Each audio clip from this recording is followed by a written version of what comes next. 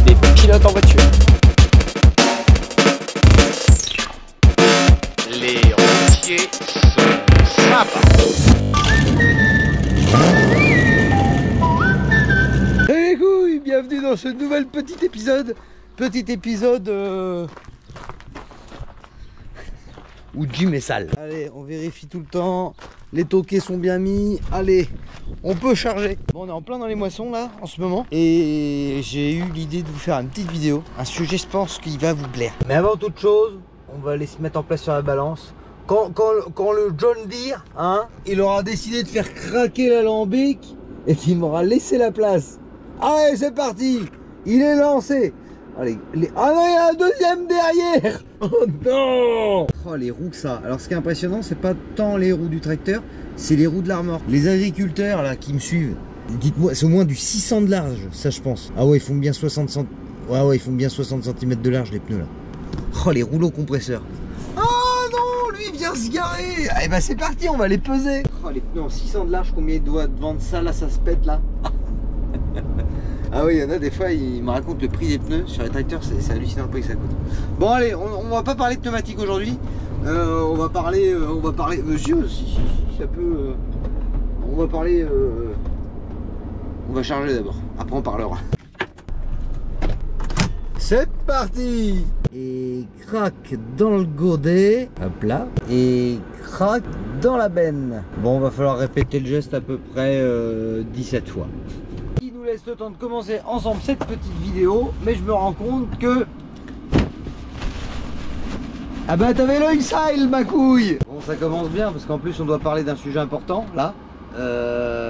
Voilà. Bon, en fait ce qui se passe, c'est que je me suis rendu compte qu'au début les vlogs que je vous faisais, je vous parlais ce qu'il fallait se faire. Enfin, au début je vous parlais de mes vlogs. Au départ en fait je vous racontais un peu ma journée type en tant que chauffeur. Après je vous parlais de mes envies de me mettre à mon compte, les démarches qu'il fallait que je fasse pour me mettre à mon compte, les questions que je m'interrogeais en me mettant à mon compte. Et après voilà, j'ai passé la capacité avec vous et vous avez connu le début de mon entreprise. Mais après je me rendais compte que les vlogs que je vous faisais, je vous racontais plus ce que je vivais plutôt que répondre aux questions que moi-même je me posais avant de me mettre à mon compte. Je me posais des questions auxquelles on y a répondu, hein, comment trouver du boulot, la bourse de fret. Je sais plus, on a abordé plein de sujets ensemble. Mais moi il y avait vraiment une grosse question que je me posais. Et j'ai cherché longtemps sur internet, j'ai essayé de trouver des grilles tarifaires. Des grilles tarifaires pour voir les prix qui se pratiquent dans le monde du transport. Et ça j'en ai jamais trouvé. Ou j'en ai trouvé de 96 ma couille, tu vois, des trucs qui sont plus bons du tout. Et j'ai compris pourquoi on n'en trouvait pas. Et j'ai compris plein de choses. Et maintenant du coup vu que je pratique, je peux vous en parler un peu plus facilement. Et on va répondre à tout ça. Là je suis avachi, ma couille là, ça fait pas très body summer, tu vois. C'est voilà, hein. La bière de l'été et puis les bons petits barbecues qui reprennent. Voilà. Bon alors, les grilles tarifaires. Déjà pour commencer, je vous en mettrai pas ici en vidéo.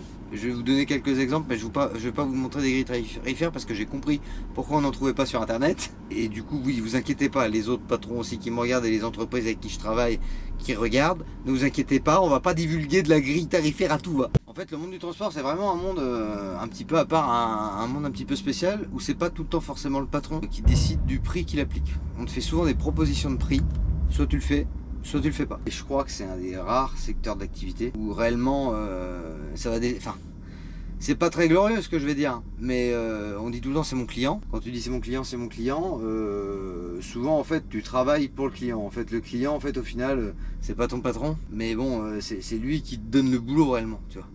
En fait comment dire, quand j'avais mon garage, le client venait et me demandait est-ce que tu peux me réparer mon truc, combien ça pourrait coûter.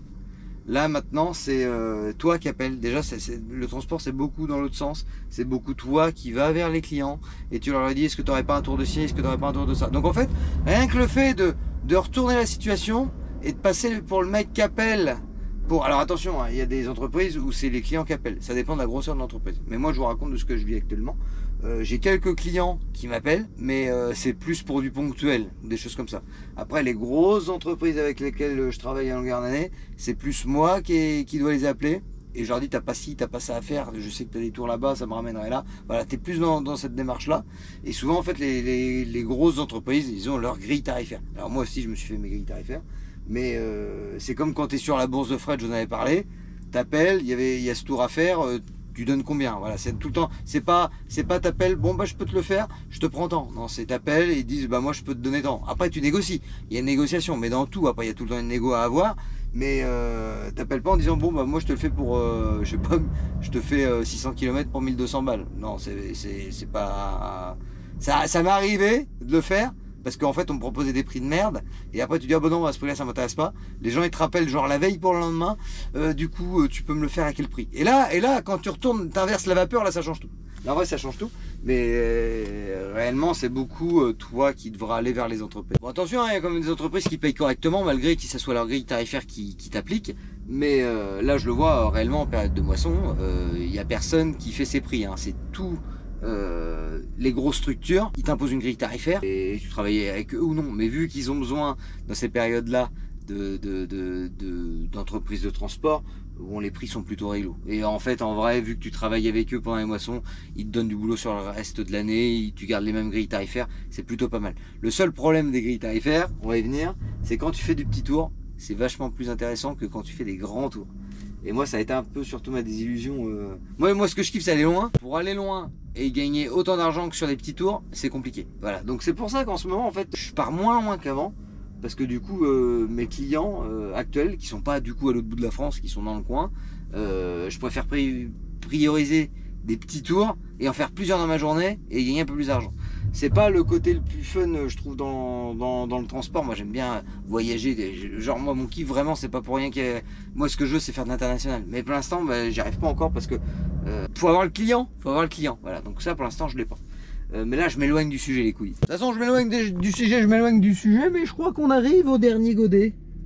Allez, crac, piaf. Allez, je commence à bien savoir le temps qu'il me met pour me charger parce qu'effectivement c'était le dernier godet. On passe en balance et là du coup on va rentrer dans le vif du sujet parce qu'on va parler du ratio poids-euro. Voilà, comment que tu es payé dans le transport quand tu fais de la marchandise et que tu es payé au poids. Voilà, ça c'est un truc qui m'intéressait vachement.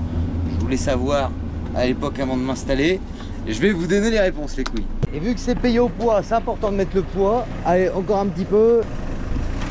On se guide à l'ancienne. 5, 4, 3, 2, encore un petit peu. Top, stop, top, top, top. Et là on est bon, allez, 43 980, ça part.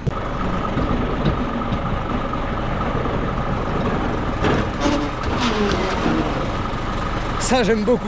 Mais ce genre de petites fioritures, ça coûte un max de thunes.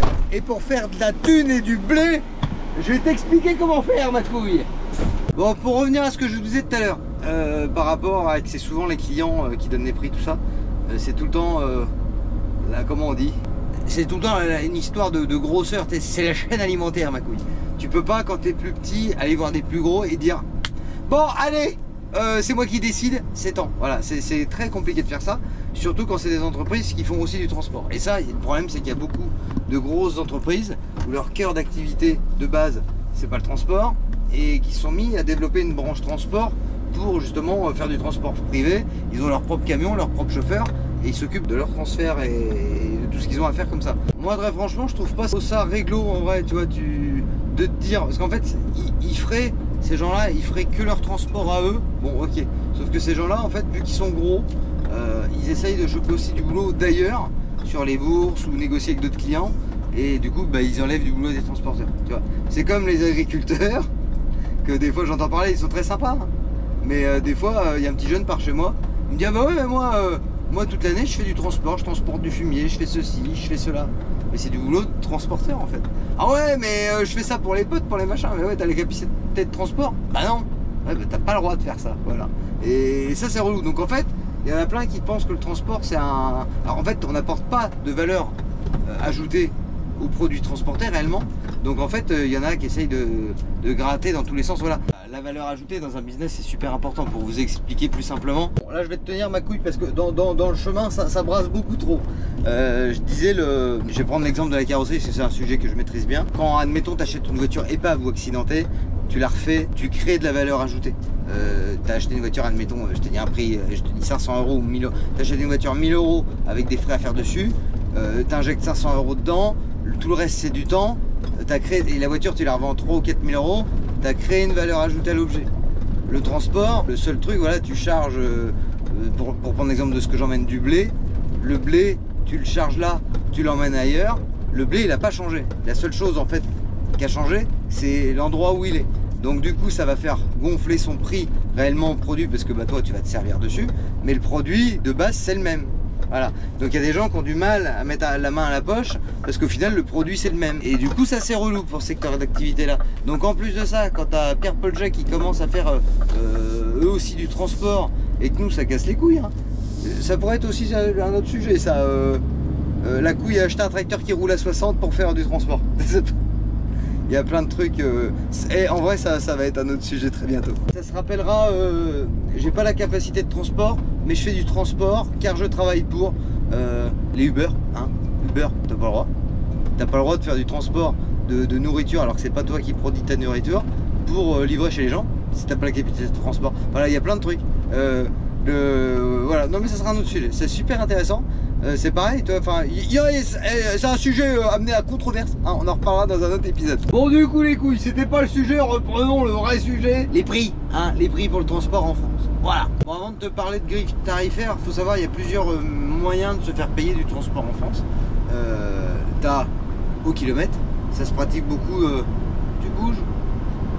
Oui tu bouges. Ce qui est le plus répandu et surtout dans le monde de la palette, t'as être payé au kilomètre. Donc en fait c'est pas... Dans le temps, j'entends des mecs parler, c'est ah ouais, on était payé au kilomètre, en fin de journée, on faisait des tours de rond-point, des tours de bled pour arriver à en faire un peu plus et on était payé.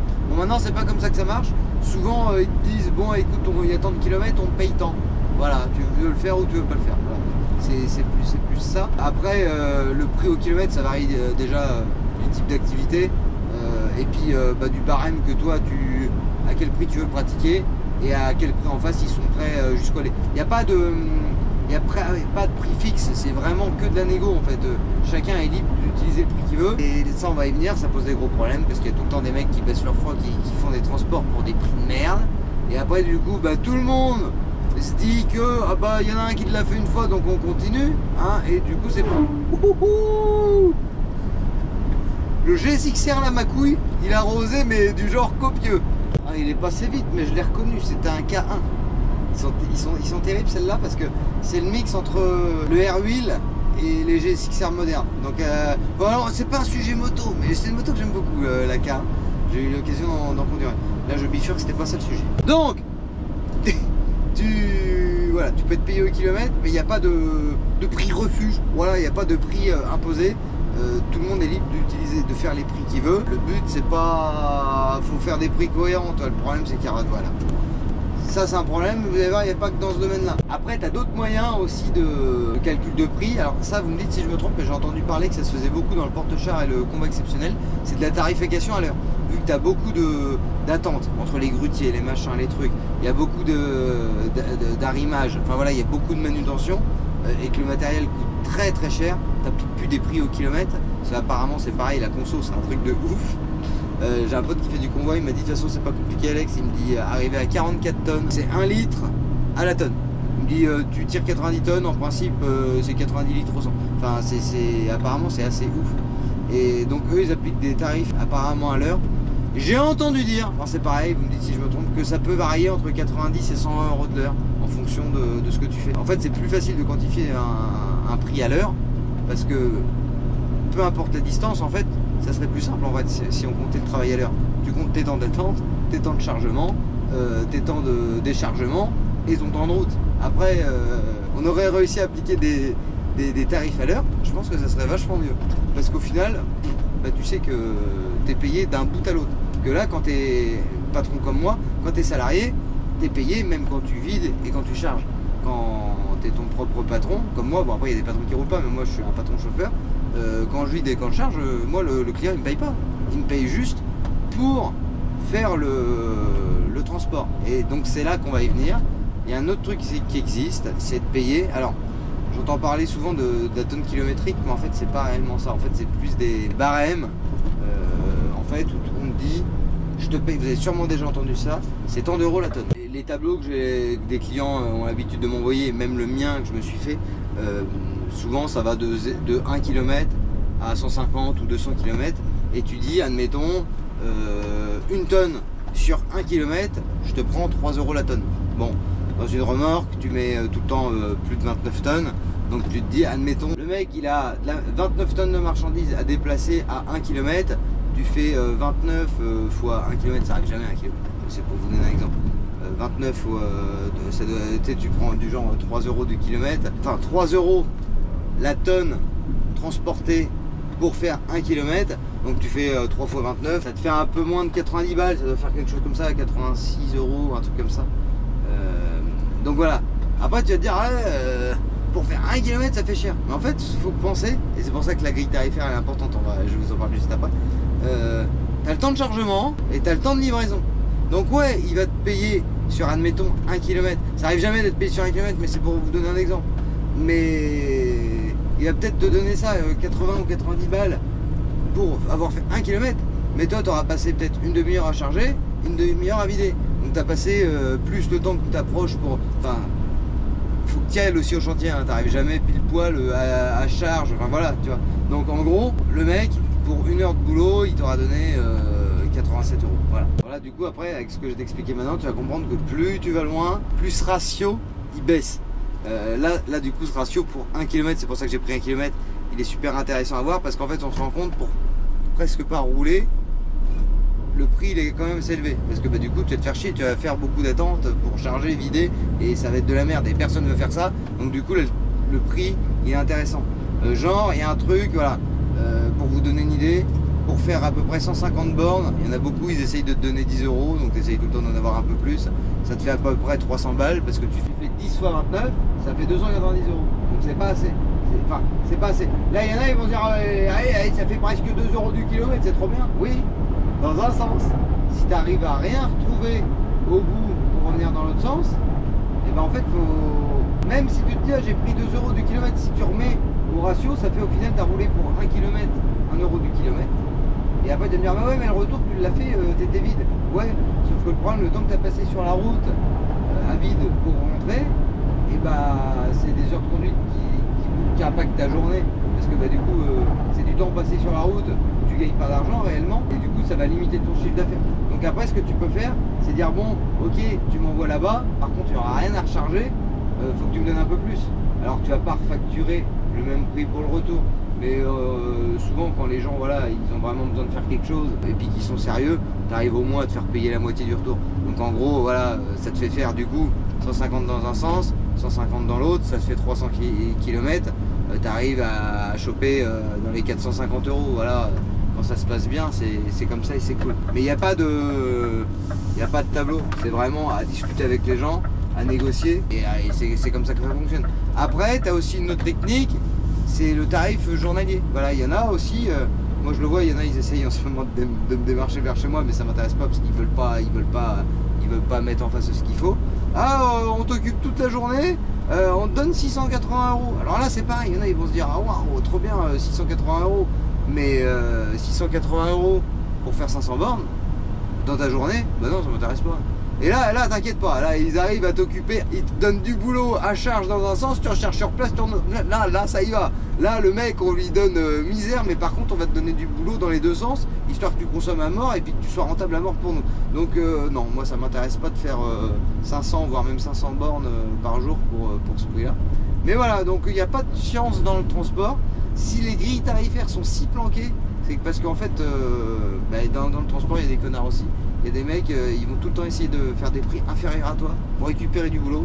Puis après, quand t'as le gasoil qui augmente ou qu'il y a des charges qui augmentent, les mecs ils pleurent parce qu'on n'y arrive plus, on n'y arrive plus, ouais, parce que j'ai voulu niquer l'autre, alors j'ai pris moins cher et maintenant j'arrive plus à payer mes camions. Voilà. Et ça, c'est un gros problème dans le transport.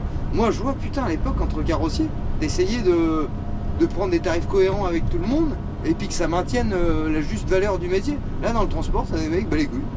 Moi, je te le fais. Moi, je te le fais pour 1 € de moins à la tonne. Puis après les autres rappellent, ouais mais l'autre il te le fait à tel prix. Vas-y, qui continue en fait, tant pis. Enfin tu sais, on va pas se prostituer à un moment donné. Mais bon après voilà, c'est comme ça, c'est encore un autre débat, c'est encore un autre sujet de vidéo. Mais si les grilles tarifaires sont si planquées, même moi là je vous montrerai pas la mienne, parce qu'après c'est pas compliqué, tu vas chez les clients de la personne en question, tu sais les prix qu'ils pratiquent, et puis t'as des connards qui vont essayer de s'aligner ou de se mettre en dessous. Et et après toi tu perds un client. Les clients c'est pas aussi fidèle qu'il y a pu y avoir dans le passé, d'après ce que je comprends. Avant les gens ils étaient vraiment fidèles.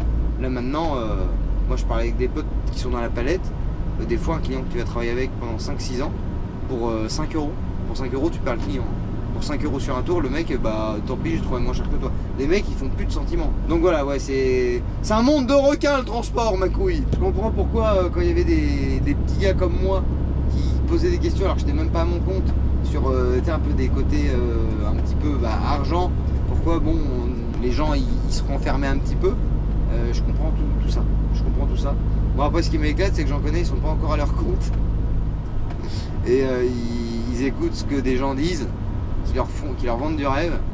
Et que en fait tu vois la mentalité des gens. Nous entre petits, moi je vois beaucoup avec Arnaud, Transport Barico, on essaye de s'aider, on essaye de se redonner du boulot quand il y en a un qui n'y arrive pas ou quoi à faire ou quoi. Moi c'est pareil, moi même avec des couilles, maintenant que j'ai créé des liens sur la route, quand on me propose des tours de choses que je sais pas faire, et bah je passe des coups de fil. Mais après c'est une histoire de confiance, pas en disant vas-y je peux t'affréter un tour, c'est genre vas-y j'ai un client, il veut faire ça, moi je peux pas le faire, si ça t'intéresse je te le donne, tu vois. Et après ce qui est bien c'est que bah du coup, et bon, en fait on voit avec les gens avec qui ça marche, on voit comment ça peut se renvoyer la balle. Tu vois, entre petits, enfin même entre gros, je pense qu'il y a une époque où les gens comme ça ils devaient arriver à travailler ensemble. Là maintenant c'est un petit peu la guerre partout.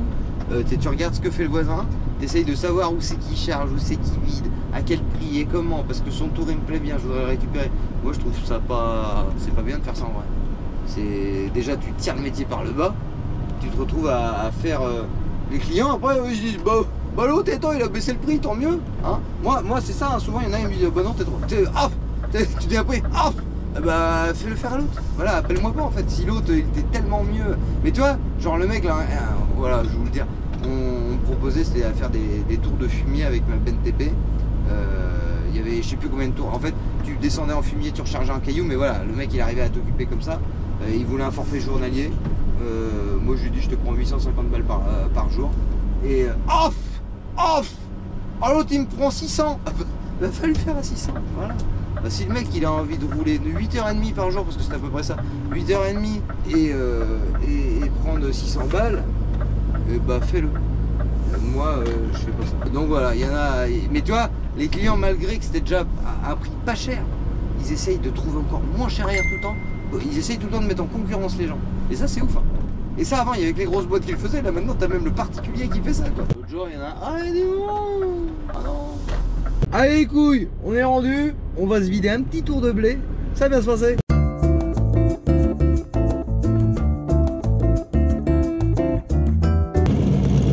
Oh les couilles, on est de retour à la maison. La belle petite brouette, la petite Tisvol, là ça y est, elle est toute belle, toute propre. Le gym, c'est pareil, voilà. On a eu des petits problèmes de GoPro, hein. Je sais même plus où c'est que j'en étais ma couille. Enfin si, je crois que je t'ai pas mal débriefé de comment que ça se passait un peu les moyens de se faire rémunérer dans le transport. Aussi, je voulais revenir sur un point. Quand je vous dis, ouais, faire des journées à 600 balles, ça m'intéresse pas. Je fais des propositions journalières à 850 €. Ce qu'il faut bien comprendre, parce qu'il y en a, ils ont tout le temps confondu ce que tu te mets dans la poche et l'argent que tu dégages à ta société. Quand tu fais 850 € de chiffre d'affaires, il faut que tu comptes sur ta journée, le gasoil que tu as consommé, l'assurance que tu as payé par jour, le prêt que tu vas rembourser pour payer ça et ça journalier. Donc en fait voilà, quand je te dis que je veux pas bosser pour des 600 € au jour, c'est pas 600 € que tu te mets dans la poche. Parce qu'il y en a, je les vois venir, hein, les rois de la calculette, hein, 600 € par jour, 20 jours travaillés dans le mois, 12 000 €. Ça va la couille, comment il se met bien. Ouais, alors c'est 12 000 € de chiffre d'affaires. Ah ça, faut que tu enlèves le prix pour rembourser le prêt du petit camion. Tu comptes à peu près 3 000 balles. Une remorque, tu comptes à peu près 1000 balles. Tu as déjà 4 000 € en moins. Tu te rajoutes 6 ou 7 000 € de carburant. T'enlèves ta paye, t'enlèves l'assurance, t'enlèves l'usure pneumatique. En fait, 12 000 € ça suffit pas. Réellement, alors après, dans mon cas, 12 000 balles, une fois que tu as tout payé, le gasoil, le machin, que tu t'es sorti ta paye, faut en faire un peu plus. Donc voilà. Faut compter comme ça. C'est 12 000 € de chiffre d'affaires. C'est pas 12 000 € de bénéfice. Voilà. Ok.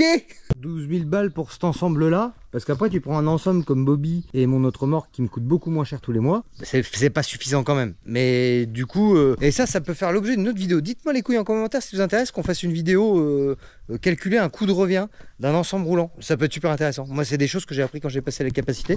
Parce qu'en fait, pour être rentable, Là, cette config là, Jim et cette remorque, faut que je bosse beaucoup plus. Admettons que Bobby et mon autre remorque. Par contre, à côté de ça, cet ensemble consomme beaucoup moins de carburant. Mais quand il est arrêté comme ça, à côté de Bobby, bah, il me coûte beaucoup plus cher que l'autre ensemble. Enfin, dites-moi en commentaire.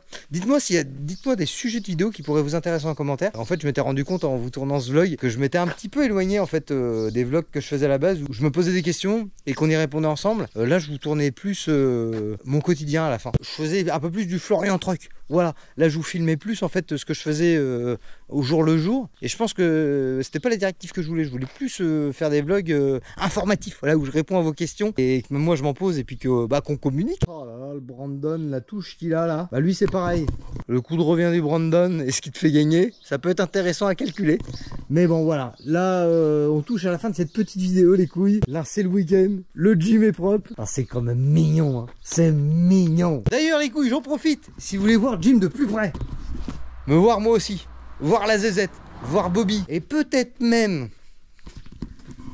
monter en passager dans Ashley, ça va être possible. Le week-end prochain on y sera les couilles. Je vous donne rendez-vous le 17-18 août à Brienne-le-Château sur l'aérodrome. On sera à l'événement de Lulu avec Ashley, le Jim et le Bobby. Voilà, on aura le petit stand de la passion et on vous emmènera faire des tours de baptême. On va vous faire le show, c'est la grosse passion les couilles. Ah puis je viens avec la fine équipe couilles. Fine, pas tant que ça. Il y aura le Totor, hein. Il y aura mon bon Bud, voilà. Il y aura l'équipe, voilà. Il y aura la grosse équipe, voilà. Il y aura la grosse équipe de la passion. Et je suis un bâtard. Et voilà, on va représenter les couilles, hein. J'espère aussi que vous voir. Parce qu'en fait, voilà, je sais que vous êtes un paquet dans ce coin-là. Pour la petite histoire, le hasard veut vraiment, hein, tu vois, la vie est faite comme ça, couille. J'ai un attachement maintenant avec Brienne-le-Château, moi, ça commence à être quelque chose. Pour ceux qui se rappellent, j'avais fait une vidéo où j'expliquais, quand je me suis inscrit et que j'ai fait toutes les démarches administratives pour m'inscrire à la capacité dans le but de me mettre à mon compte, c'était un jour en fait, où je plantais et je coupais à Brienne-le-Château. Et j'ai tout fait de là-bas, en fait, sur mon téléphone, les mails, les machins, mes documents administratifs, j'ai tout fait de là-bas. Et j'en avais parlé dans un vlog et vous étiez beaucoup à me dire, ah putain, mais ma couille, on habite, alors soit j'habite Brienne, soit j'habite à 10 minutes, et je sais que vous êtes un paquet dans ce coin là, donc ça fera plaisir de vous rencontrer les couilles. Bon, sur ce, j'espère que ce petit épisode vous a plu. Moi je te dis lundi prochain, ah ben non, abonne-toi, voilà, déjà, abonne-toi couille. À la fin de cette petite vidéo là, YouTube, clac, tu dégaines, tu cliques sur la clochette, comme ça voilà, tu rentres dans le cercle et dans le rang des couilles, voilà. Et la prochaine vidéo, quand tu sortir sur la petite notification de la passion. Et puis tu peux aussi me rejoindre sur les réseaux, Facebook, Insta, Snapchat et TikTok. Toi bien, on est comme la misère, on est partout ma couille. Bon, les couilles, je vous dis à lundi prochain 19h, passez une bonne semaine.